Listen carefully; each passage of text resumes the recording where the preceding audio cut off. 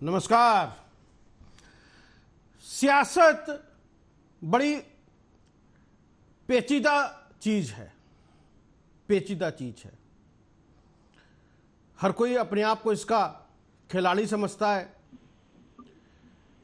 क्या गली, क्या मोहल्ला और क्या कोई चौपाल या फिर कोई RWA मल्टी स्टोरी बिल्डिंग्स या फिर कोई चाय की दुकान या पान की दुकान या कहीं भी, या कोई रेलवे स्टेशन हो या ट्रेन का सफर हो, हर कोई राजनीति पे बात करता हुआ दिखाई दे सकता है।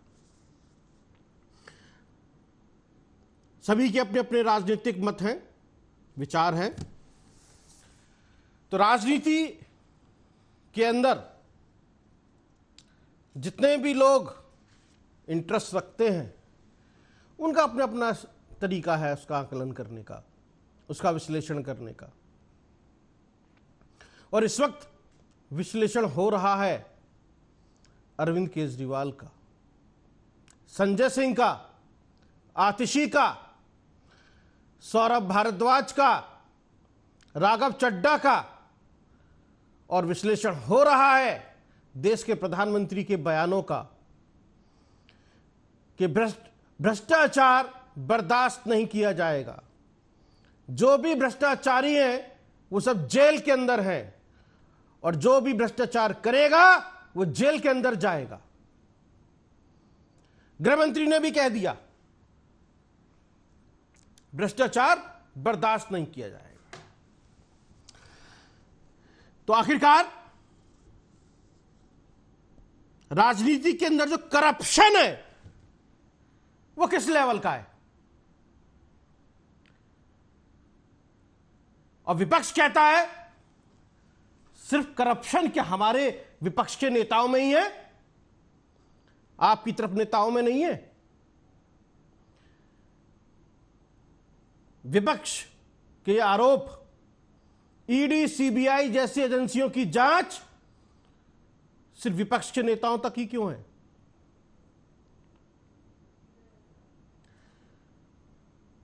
तो ऐसे में सवाल उठते हैं कि करप्शन सिर्फ विपक्ष में ही है क्या? लेकिन हम कह रहे हैं राजनीति में करप्शन किस हद तक है, इसने देश की जनता को सोचने पर मजबूर किया है। पहले करप्शन छोटे मोटे नेता से लेकर सांसद तक दिखाई देता था, या किसी ऐसे दूर के राज्य के मंत्री के पास दिखाई देता था।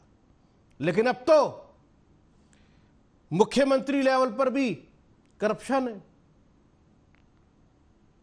यदि राजनीति में करप्शन इस लेवल पर है तो जनता किस पर भरोसा करे और कैसे भरोसा करे? ऐसे कुछ सवालों के जवाब ढूंढेंगे आज हम इस राजकीय रण क्षेत्र में, इस चुनावी महाभारत में, कि देश का चुनाव किस तरीके से होने जा रहा है। क्योंकि विपक्ष ने ईडी और सीबीआई की जांच को ही चुनावी मुद्दा बना दिया है। संजय सिंह बेल पर बाहर, और यह कहा जा रहा है अब राजनीति बदलेगी। क्या अनीता सिंह जो संजय सिंह की वाइफ है, उन्होंने भी कहा कि हमारे बाकी के साथी भाई भी बाहर आ जाएंगे। मनीष सिसोदिया, अरविंद केजरीवाल, सत्येंद्र जैन। और अरविंद केजरीवाल को लेकर तो आज सुनवाई होती रही। मनु सिंह भी जो उनके एडवोकेट हैं वो दलीलें देते रहे, और एसवी राजू दूसरी तरफ से ईडी की तरफ से दलीलें देते रहे। ऐसे में सवाल उठ रहे हैं। चुनाव से कुछ समय पहले संजय सिंह बाहर आ गए। पहली नजर में देखें तो दिखाई देता है आम आदमी पार्टी की जीत है, लेकिन एक और है मुद्दा इसके अंदर। क्या संजय सिंह उन सभी लोगों का चेहरा बन पाएंगे जिनके बारे में कहा जाता है कि उनके खिलाफ साजिशन ईडी ने कार्रवाई की है या एजेंसियां काम करती हैं? क्या संजय सिंह उनकी आवाज बन पाएंगे जिनको भ्रष्टाचारी कहकर जेल में डाल दिया गया है? तो देश की सियासत कैसी होगी, या इंडिया गठबंधन की सियासत कैसी होगी और किस तरीके से होगी, और देश की जनता यानी कि आप जनता जनार्दन कैसे इनको देखती है, इसी पे बात करेंगे। हमारे साथ कुछ मेहमान जुड़ेंगे और हम परत दर परत इसका आज विश्लेषण करेंगे। हमने पिछले कुछ दिनों में अरविंद केजरीवाल की गिरफ्तारी से लेकर यहां तक सुना, आतिशी ने यहां तक लगा दिया कि जेल में उनकी हत्या भी हो सकती है अरविंद केजरीवाल की। मुझे पार्टी ज्वाइन कराने का ऑफर, धमकाने का ऑफर।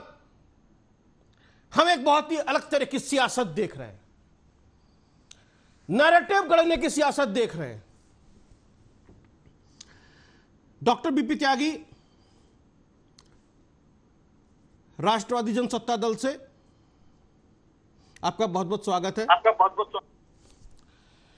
डॉक्टर साहब, सियासत बदल रही है और पहले यह होता था कि जो ईंटें, कहावत थी, यदि कोई आपकी तरफ ईंट फेंक कर मारे और ईंटें ज्यादा हो तो उससे अपना घर बना लो, वही आपकी काबिलियत है। एक वक्त था, गुजरात की तरफ लेके जा रहा हूं मैं आपको। गुजरात में चुनाव था और सोनिया गांधी ने कहा था मौत का सौदागर।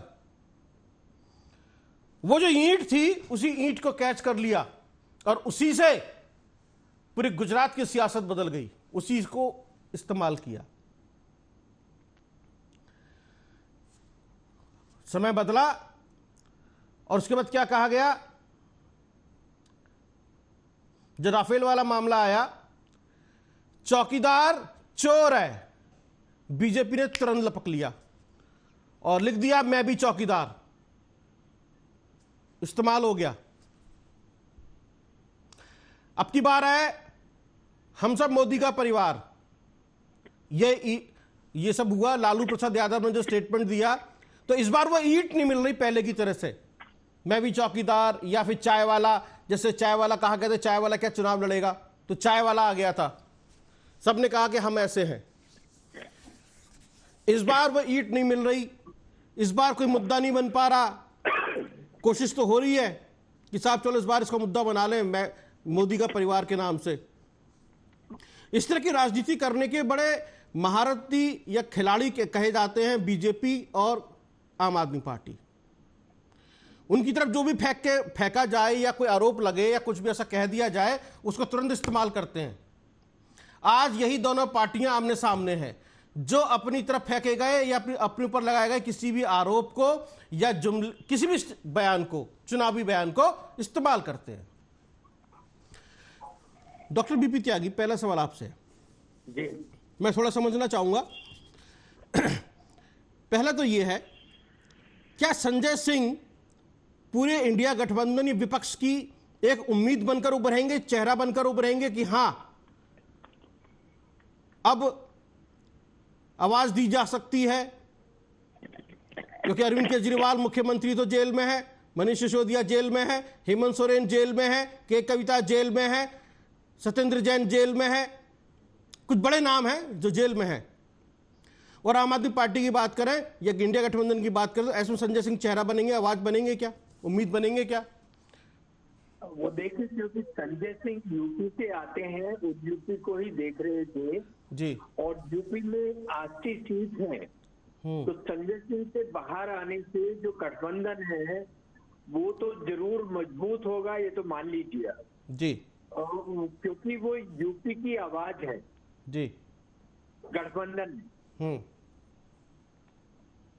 तो नहीं यूपी वो तो ठीक है। मेरा जो सवाल, जो और मैं समझना चाह रहा था, जो लोग कहते हैं कि ईडी सीबीआई जांच करती है या प्रताड़ित करती है या ऐसा कुछ करती है ना, जिस तरह के और हैरेसमेंट होता है, तो क्या, और वो सिर्फ विपक्ष के ही नेताओं पर क्यों होता है, वहीं पर क्यों होता है, सारे गलत लोग वहीं क्यों मिलते हैं, करप्टेड लोग सारे उधर ही क्यों मिलते हैं? क्या ऐसे लोग की वो आवाज बन पाएंगे जो बेल पे बाहर आए जिस तरीके से, या फिर ये टांटा फिस्ट हो जाएगा? ऐसे लोगों की आवाज बन पाएंगे और कुछ ऐसे लोग भी हैं जो भाजपा से जुड़े हैं। और हम सिर्फ ये ना माने कि मोदी जी ही भाजपा है, पहले तो ये समझना होगा कि सिर्फ हर आदमी सिर्फ ये कह के पल्ला झाड़ लेता है कि मोदी जी ही भाजपा है। मोदी जी यहाँ के प्रधानमंत्री हैं, बहुत उनका माननीय पद है। ऐसे पद पे, इस पद की गरिमा को हम सबको रखना चाहिए। हम भले ही अपोजिशन में हैं, हम भले ही उनके फेवर में हैं, हम ये नहीं कहेंगे कि भाजपा मतलब मोदी जी है। एक तो इस बात को आप नोट कर लीजिए। दूसरी बात ये है कि भाजपा में जितने भी लोग जोड़े गए हैं, वो जिन्होंने इतने करप्शन किए हैं, तो वो क्या आप सब ठीक हो गए हैं उनके करप्शन? आप उनपे कोई सवाल नहीं उठेगा, ईडी उनसे कोई सवाल नहीं पूछेगी, कोई एक्शन नहीं लेगी। और इस तरह से काफी सारे नाम हैं। और आप लोगों को सबको पता है, न्यूज चैनल्स को सबको पता है। तो हम सिर्फ ये नहीं कहेंगे कि एक ही आदमी ये सारे काम कर रहा है, पहले तो ये हम समझ लें। और दूसरी बात, जो संजय जी अभी रिलीज होके आए हैं, ईडी ने अगर ये ऑब्जेक्शन लगाया है कि नहीं, हम उनकी बेल पे कोई कार्रवाई नहीं करना चाहेंगे और उनको बेल दे दी जाए, तो ये बहुत बड़ी बात है। 6 महीने आदमी जेल में रह के आता है और ईडी उनके सामने कुछ तथ्य नहीं जुटा पाती है 6 महीनों में जी। ये बहुत बड़ी बात है। देखिए, आम आदमी पार्टी तो कह रही थी कि उनके खिलाफ कुछ भी नहीं मिला है, मनी ट्रेल है ही नहीं, कुछ पता ही नहीं चला। और आज संजय सिंह की प्रेस कॉन्फ्रेंस भी देखी हमने, सुना हमने पूरा, जिस तरह से उन्होंने कहा कि मेरे खिलाफ कुछ मिला ही नहीं, आज कुछ साबित हुआ ही नहीं। लेकिन इधर आज जो सुनवाई हुई है अरविंद केजरीवाल को लेकर, उसमें कहा जा रहा है कि संजय सिंह तो मेन अक्यूज्ड थे ही नहीं, अरविंद केजरीवाल मेन अक्यूज्ड हैं, आरोपी हैं, सब कुछ उन्होंने किया है, जिनपिंग वही है, साजिशकर्ता वही है, और ईडी कह रही है हमारे पास पुख्ता सबूत है। तो क्या अरविंद केजरीवाल जेल में ही रहेंगे और संजय सिंह पार्टी का नेतृत्व करेंगे? ये होने वाला है क्या?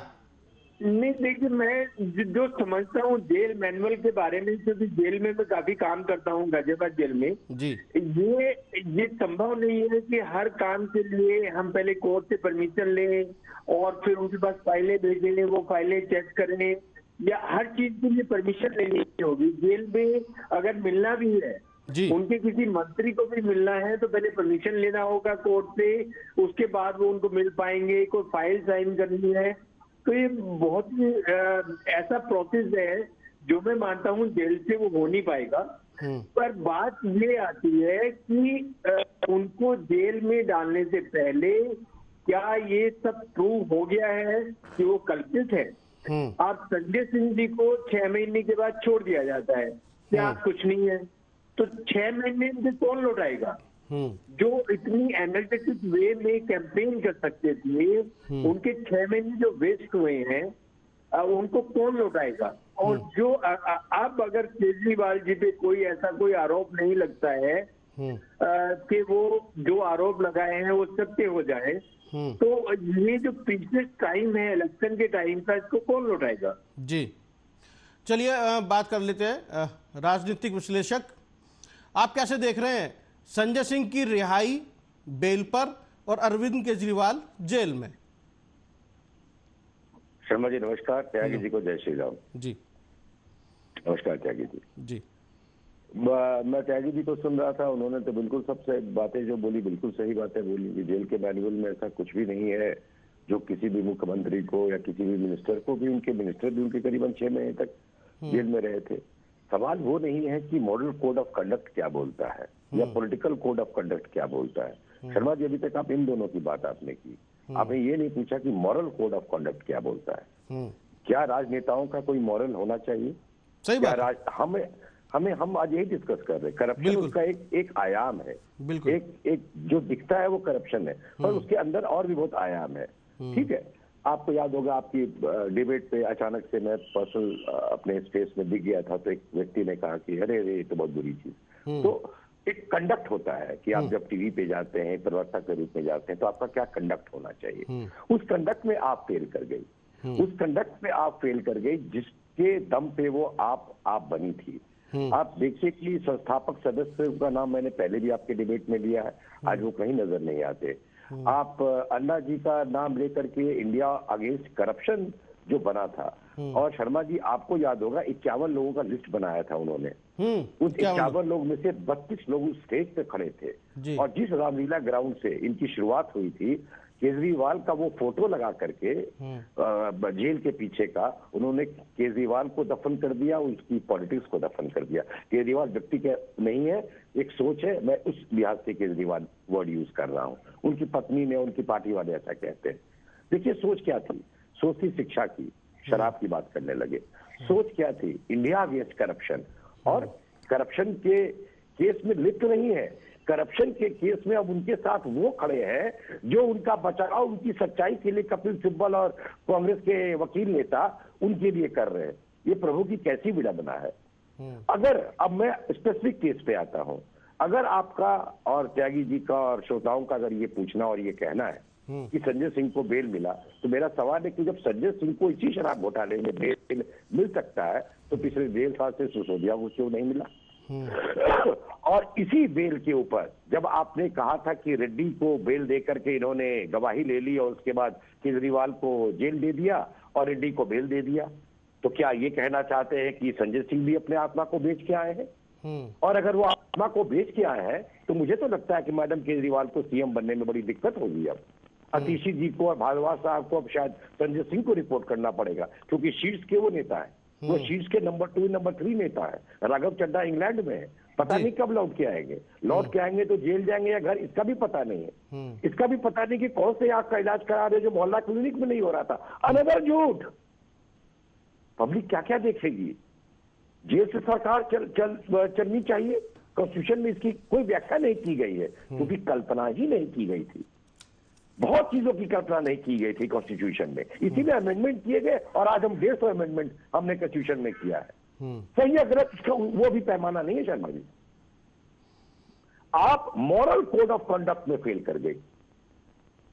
बिल्कुल। अगर किसी को कोर्ट, कचहरी, जज, पुलिस, हम एडिटर लोग हैं, पॉलिटिकल लोग हैं, हम एक व्याख्या कर सकते हैं, पर हम जजमेंट को क्वेश्चन नहीं कर सकते हैं। अब आज ये बताइए, मुझे तो मन कर रहा है आपको बोलूं हैप्पी बर्थडे, आप पूछेंगे क्यों? आपके श्रोताओं को बोलूंगा हैप्पी बर्थडे, त्यागी जी को बोलूंगा हैप्पी बर्थडे, पूछेंगे क्यों? बोलूंगा क्योंकि आज डेमोक्रेसी फिर जिंदा हो गया। ऐसे नहीं होता शर्मा जी कि 2 घंटे पहले डेमोक्रेसी मर गई क्योंकि बेल नहीं मिला, 2 घंटे बाद डेमोक्रेसी जिंदा हो गई क्योंकि बेल मिल गया, हैप्पी बर्थडे। तो इसमें एक सवाल जोड़ रहा है गिराने का अगर एक पैमाना लालू यादव थे, तो आज उस पैमाने से और नीचे जा करके न उभरने वाली पार्टी, न उभरने वाला व्यक्ति, न उभरने वाली जनता, ठगी हुई जनता दिल्ली की, न उभरने वाली पार्टी आप, पापी आप, और न उभरने वाला व्यक्ति केजरीवाल, जिसने कई लोगों को ठगा है, लाखों लोगों को ठगा है, केवल दिल्ली में नहीं। Can you believe? चड्ढा साहब का फोटो क्या आया फेसबुक पे? वो उस लेडी के साथ खड़े हैं जो ब्रिटिश पार्लियामेंट में खुलेआम खालिस्तान का वकालत करती है। प्रीति भल्ला या प्रीति समथिंग उसका नाम है। किसकी बात कर रहे हैं हम? अगर ये 6 महीने जेल में थे, इन्होंने अपना जेल में समय काटा एजेंसियों के हिसाब से, कोर्ट के हिसाब से। आपके मेरे मर्जी के सिर्फ जेल में नहीं थे, इनका बेल रिजेक्ट होता था, ये जेल चले जाते थे। इस बार इनका बेल रिजेक्ट नहीं हुआ क्योंकि फिर पुनः ईडी ने अपने आप को एक साफ सुथरी एजेंसी प्रूव करी है कि भाई मुझे जितना काम इनसे लेना था मैंने ले लिया। और त्यागी जी कितना गलत बोल गए, कितना गलत बोल गए। कहां लिखा है कि बेल पे जो व्यक्ति है वो क्रिमिनल नहीं हो सकता है? Bail is a rule. चलिए, बेल तो मिलेगा। त्यागी जी, उनको बोला गया कि ट्रायल से बरी हो गए आप।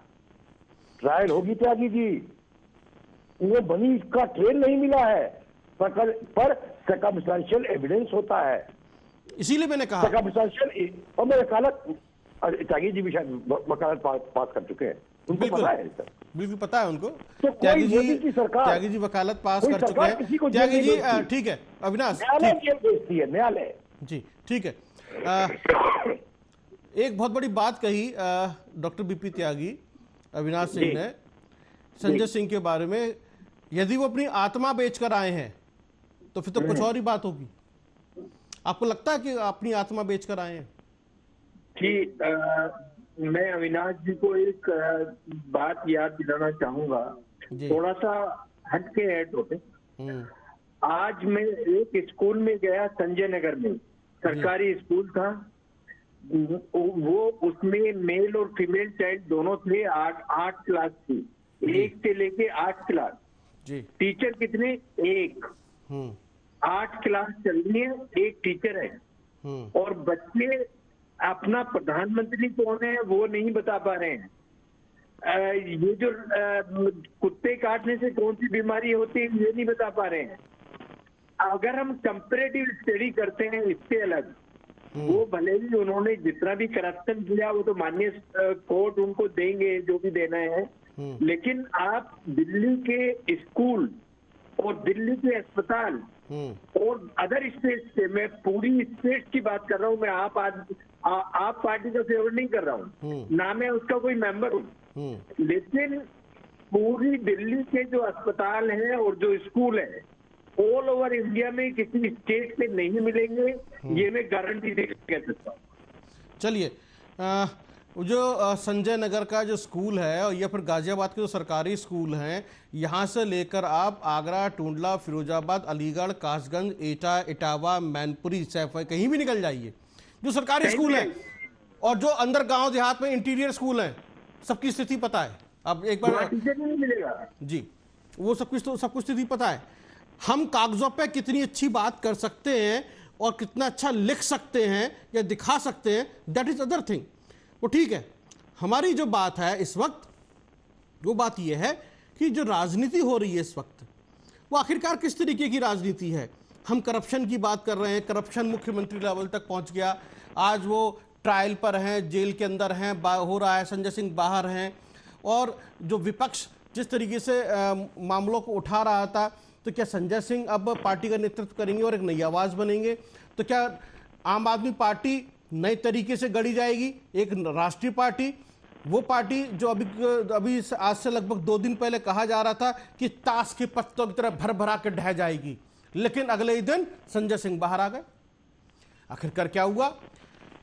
हम जितने भी चुनावी विश्लेषकों से बात करते हैं या पॉलिटिकल एनालिस्ट से बात करते हैं, पत्रकारों से बात करते हैं, सभी का आकलन करने का तरीका अलग अलग है और सभी अपने गुणाभाग कर रहे हैं और उसका विश्लेषण कर रहे हैं। लेकिन जो जनता जनार्दन है वो क्या सोचे, वो क्या समझे?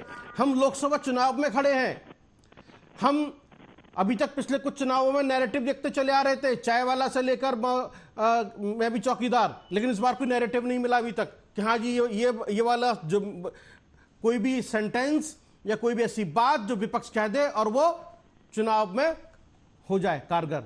इस बार ऐसा नहीं मिला है। कोशिश हुई थी लालू प्रसाद यादव की स्टेटमेंट की, लेकिन 2 दिन में टीवी डिबेट में दम तोड़ गया, वो अखबार में भी 2-3 हेडिंग में छपकर दम तोड़ गया। इस बार ऐसा कुछ हुआ नहीं है। तो इस बार क्या होगा? एक तो ये है इसके अंदर। दूसरा, ये जो करप्शन को लेकर आज जितनी डिबेट चल रही है, जितनी बातचीत हो रही है हर टीवी चैनल पर, करप्शन ही करप्शन दिखाई दे रहा है पूरे हर चैनल पर। वो भी किसका? पॉलिटिशियन का करप्शन।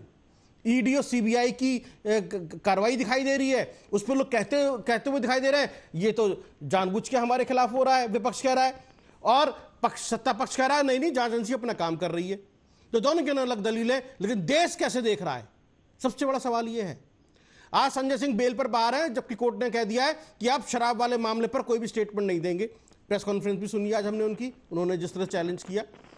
तो अब नए संजय सिंह निकल के सामने आएंगे चुनाव के अंदर, पार्टी नए तरीके से अब अपडेट होगी। अब उन्होंने, अविनाश ने सही कहा कि राघव चड्ढा लंदन में क्यों है भाई, इंडिया में होना चाहिए था, जबकि चुनाव है, वो लंदन में बैठे हुए हैं जाकर। स्वाति मालीवाल अमेरिका में जाकर बैठी हुई हैं। आतिशी को भी अपनी गिरफ्तारी का डर सता रहा है। सौरभ भारद्वाज को ही 4 लोग गिरफ्तार हो सकते हैं, उनके पास भी कुछ लोग पहुंच गए कि भैया पार्टी में शामिल हो जाओ। तो ये जो राजनीति है, ये जो जनता है वो क्या सोचे, किसको वोट करेगी, कैसे वोट करेगी। कभी ईवीएम की बात होती है, कभी शक्ति की बात होती है। शक्ति को भी इस्तेमाल करने की कोशिश की गई थी, शक्ति आ जाए, लेकिन वो भी दम तोड़ गया। वो भी जो है वो इतना बड़ा मुद्दा नहीं बन पाया, ना परिवारवाद ना शक्ति शब्द, क्योंकि वो दूसरे परिप्रेक्ष्य में कहा गया था, उसके मायने कुछ अलग थे। ये पॉलिटिकल साइंस का बच्चा भी जानता है शक्ति का मतलब क्या है राजनीति के अंदर। तो ये जो चीजें हैं हम तो समझ रहे हैं, राजनीति को हम बदलते हुए देख रहे हैं। आप दोनों बुद्धिजीवी लोग हैं, राजनीति बदल रही है देश की। पहले कभी कहा जाता था कि राजनीति अपने 2M स्तर पर है या संक्रमण काल से गुजर रही है, लेकिन इस वक्त राजनीति बदल रही है। जब राजनीति बदल रही है तो वोटर कैसे निकलेगा, किन मुद्दों पर चुनाव वोट करेगा, ये मैं समझने की कोशिश कर रहा हूं। जैसे अभी हम बात कर रहे थे परिवारवाद या अंत्योदयवाद, या फिर जैसे जातियों की बात करते हैं। जैसे अभी मैं चंद्रशेखर को सुन रहा था, उन्होंने कहा कि राजस्थान के अंदर भी एक आईपीएस अधिकारी को घोड़ी पे चढ़ने से पहले परमिशन लेनी पड़ी। बोले कहां है हम पावरफुल, कहां है हमारा सम्मान, कहां है हमारा सब कुछ। यदि आप चंद्रशेखर को सुने तो आपको समझ में आएगा। ये सब चीजें हैं, आखिरकार हम किस तरह के मुद्दों पे वोट डालने जा रहे हैं और पार्टियां किस तरीके से मतदाताओं को लुभाने की कोशिश कर रही हैं, और दूसरी तरफ ईडी सीबीआई करप्शन। तो मैं जो समझ रहा हूं, जो आप लोग समझना चाहता हूं, राजनीति में करप्शन किस लेवल तक है और देश को कैसे देखना चाहिए, कैसे समझना चाहिए। डॉक्टर बीपी त्यागी और अविनाश सिंह दोनों से, आप दोनों से सवाल है। आप दोनों विद्वान व्यक्ति हैं, आप हमारे देश दर्शकों को बताएं।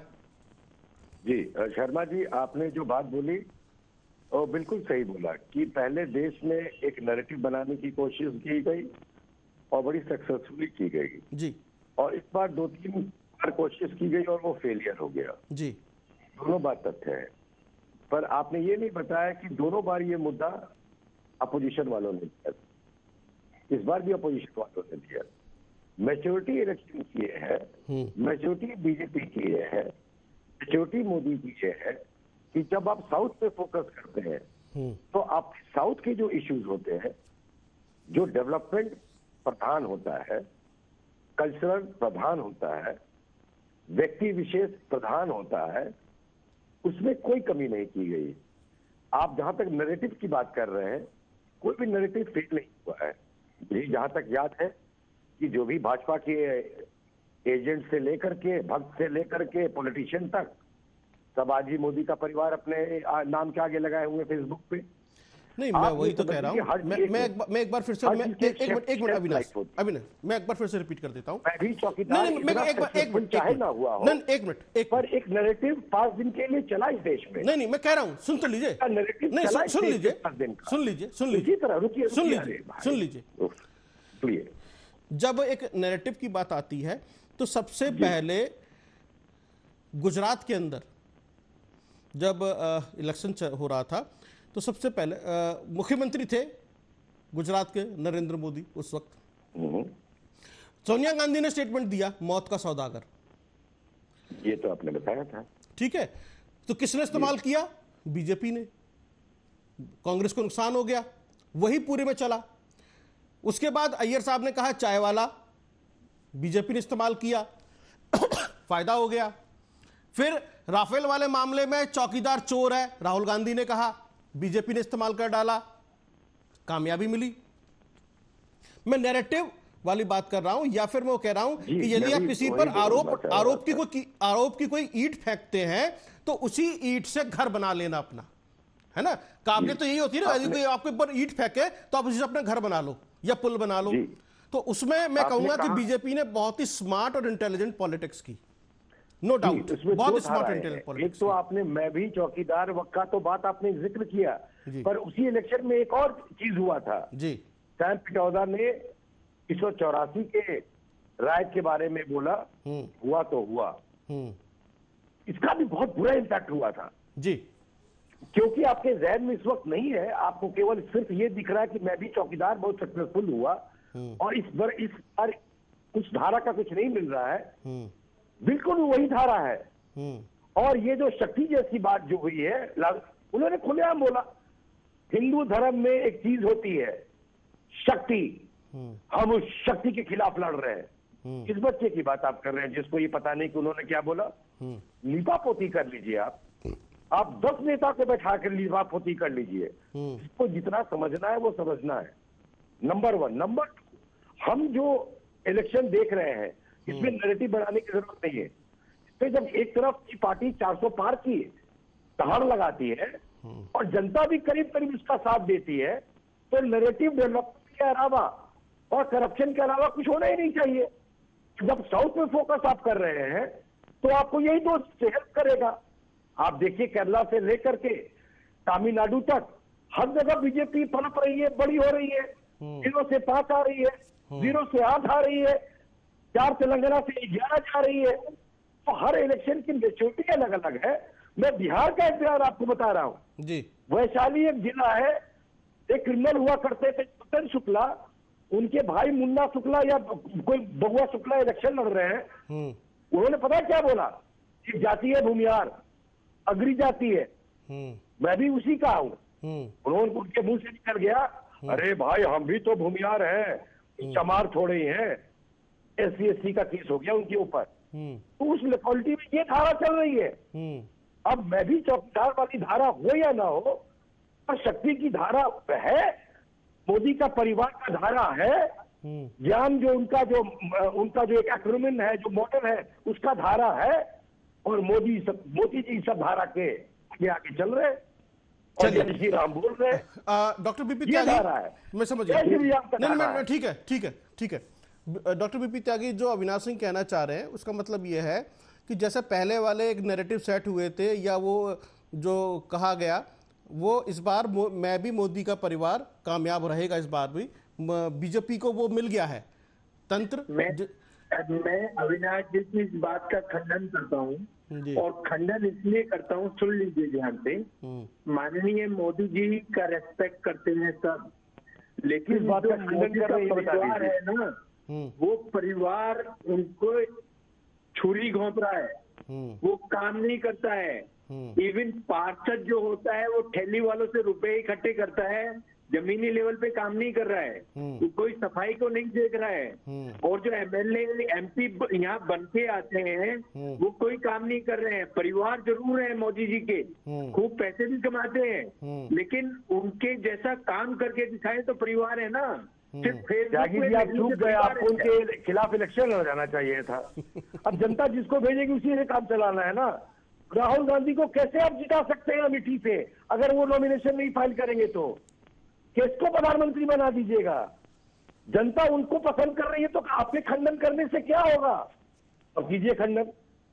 चलिए, तो यानी कि कुल मिलाकर ये रहा बीपी त्यागी, जो समझ में आ रहा है कि कोई पिछड़ों की, कोई दलितों की या कोई अल्पसंख्यकों की पतवार अपने हाथ में लिए चल रहा है।